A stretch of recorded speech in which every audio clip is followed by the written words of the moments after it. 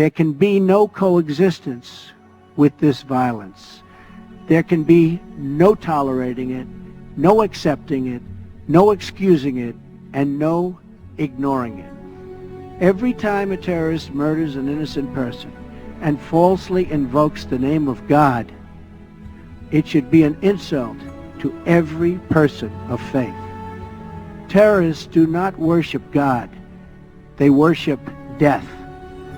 If we do not act against this organized terror, then we know what will happen and what will be the end result. Terrorism's devastation of life will continue to spread. Peaceful societies will become engulfed by violence, and the futures of many generations will be sadly squandered. If we do not stand in uniform condemnation of this killing, then not only will we be judged by our people, not only will we be judged by history, but we will be judged by God. The very word secrecy is repugnant in a free and open society, and we are, as a people, inherently and historically opposed to secret societies, to secret oaths, and to secret proceedings. We decided long ago that the dangers of excessive and unwarranted concealment of pertinent facts far outweighed the dangers which are cited to justify it.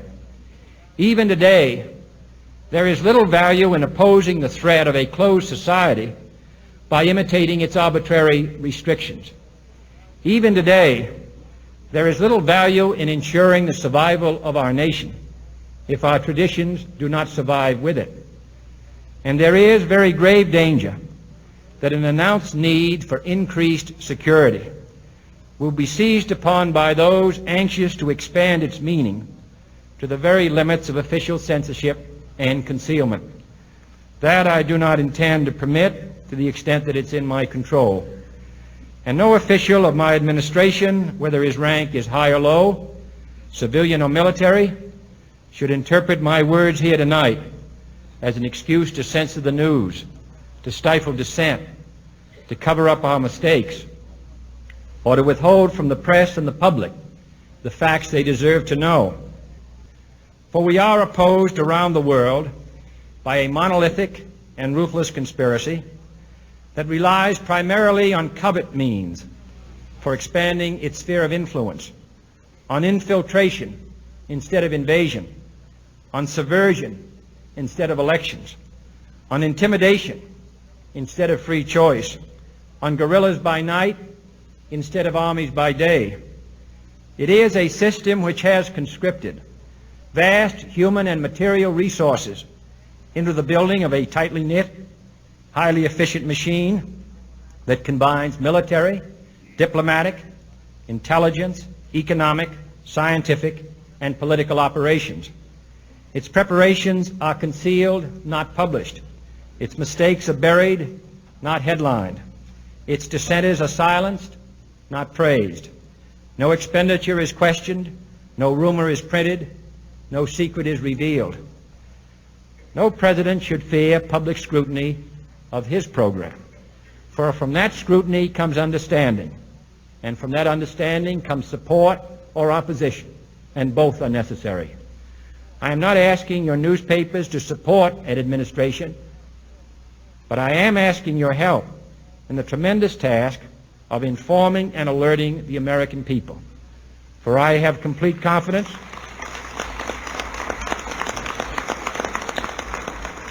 in the response and dedication of our citizens whenever they are fully informed.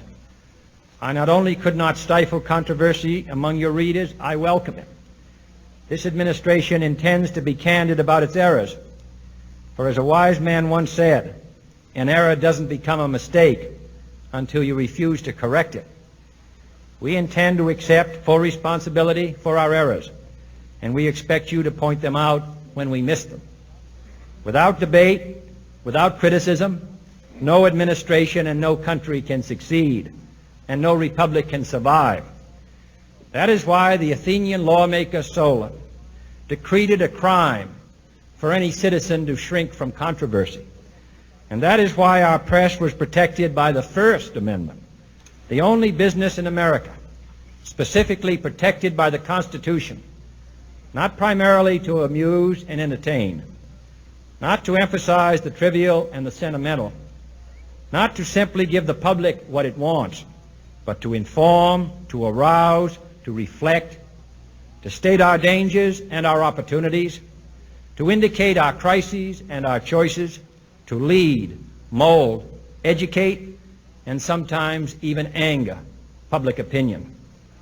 This means greater coverage and analysis of international news, for it is no longer far away and foreign, but close at hand and local. It means greater attention to improved understanding of the news, as well as improved transmission. And it means, finally, that government at all levels must meet its obligation to provide you with the fullest possible information outside the narrowest limits of national security. And so it is to the printing press, to the recorder of man's deeds, the keeper of his conscience, the courier of his news, that we look for strength and assistance, confident that with your help, man will be what he was born to be. How do you get to Wonderland? Over the hill or under land?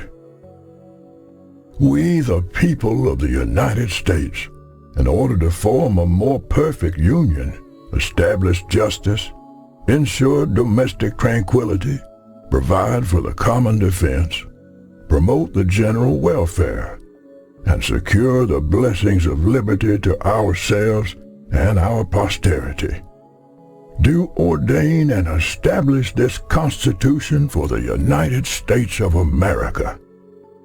I am Ingersoll Lockwood, and I shall be your guide as we travel through time and space. It all began and lasted for 6 weeks during a hot Philadelphia summer in 1787. Freedom for humanity and the beginning of a great awakening. But where there is good, there is always evil. One cannot exist without the other. Let us fast forward to the trigger years, moments ruled by Luciferians. The first of note was April 14th, 1865 at 10:15 p.m. in the Ford Theater in Washington, D.C. In a flicker of time and space, our great awakening was once again halted by the most corrupt and evil of sorts. Fast forward to a moment shortly after noon on November 22nd, 1963, in Dealey Plaza in downtown Dallas, Texas. Welcome to Bushy Knoll. Down the rabbit hole we go. It's 6:05 p.m. on April 4th, 1968, in Memphis, Tennessee. Darkness sets in. A new world order begins to take shape. This timeline fragments into two. A great awakening struggles to live. It is birthed on January 20th, 2017 in Washington, D.C. Yet once again, the Luciferians strike. It's October 18th, 2019. Enter the Great Reset. Event 201. Will they suffocate once and for all humanity's great awakening? The final countdown has begun. I will be traveling forward to explore the possibilities and return to share my findings. 2030 beckons me. While I can offer guidance, only together can the awakened effect the necessary changes to save humanity. My time invested in sharing my knowledge of the timeline with Franklin Patrick Herbert Jr., Steve Samuels, and many other keepers of the flame must not go to waste. It's time. Your time. So much to do, so little time. Time is the fire in which we burn. We're running out of time. The fate of humanity rests in the hands of the awakened.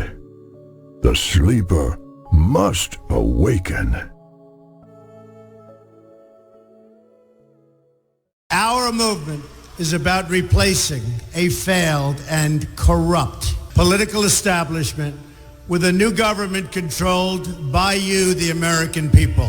The Washington establishment and the financial and media corporations that fund it exist for only one reason: to protect and enrich itself. The establishment has trillions of dollars at stake in this election. For those who control the levers of power in Washington and for the global special interest, they partner with these people that don't have your good in mind.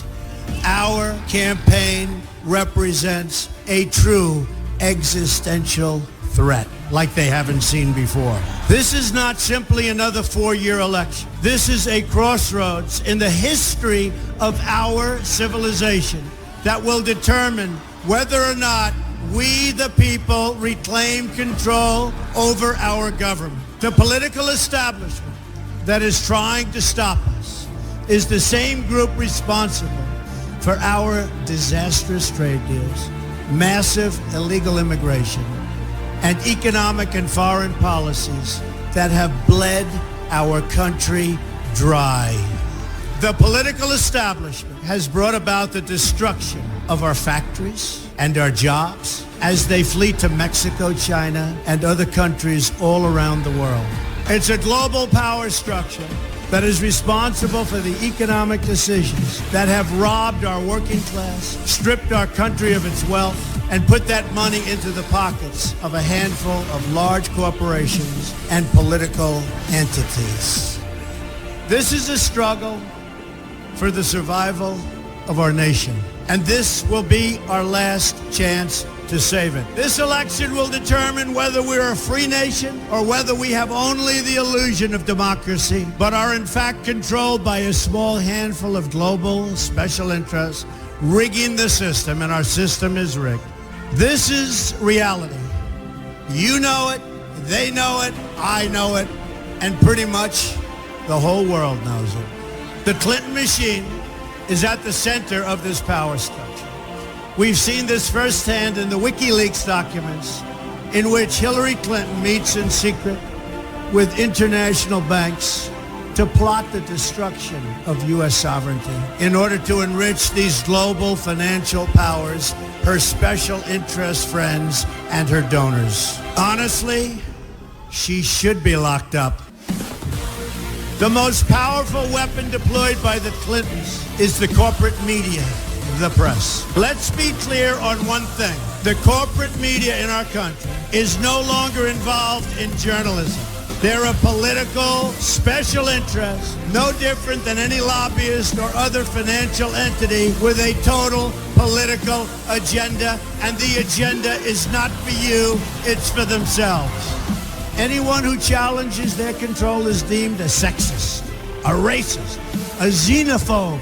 They will lie, and then again, they will do worse than that. They will do whatever is necessary.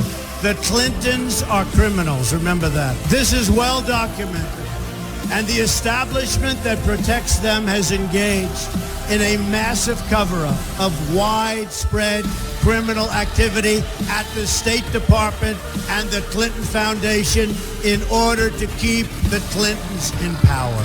They knew they would throw every lie they could at me and my family and my loved ones. They knew they would stop at nothing to try to stop me. Nevertheless, I take all of these slings and arrows gladly for you. I take them for our movement so that we can have our country back. I knew this day would arrive. It's only a question of when. And I knew the American people would rise above it and vote for the future they deserve. The only thing that can stop this corrupt machine is you, The only force strong enough to save our country is us. The only people brave enough to vote out this corrupt establishment is you, the American people. Our great civilization has come upon a moment of reckoning. I didn't need to do this, folks, believe me. I built a great company, and I had a wonderful life. I could have enjoyed the fruits and benefits of years of successful business deals and businesses for myself and my family, instead of going through this absolute horror show of lies, deceptions, malicious attacks. Who would have thought? I'm doing it because this country has given me so much, and I feel so strongly that it's my turn to give back to the country that I love. I'm doing this for the people and for the movement, and we will take back this country for you, and we will make America great again.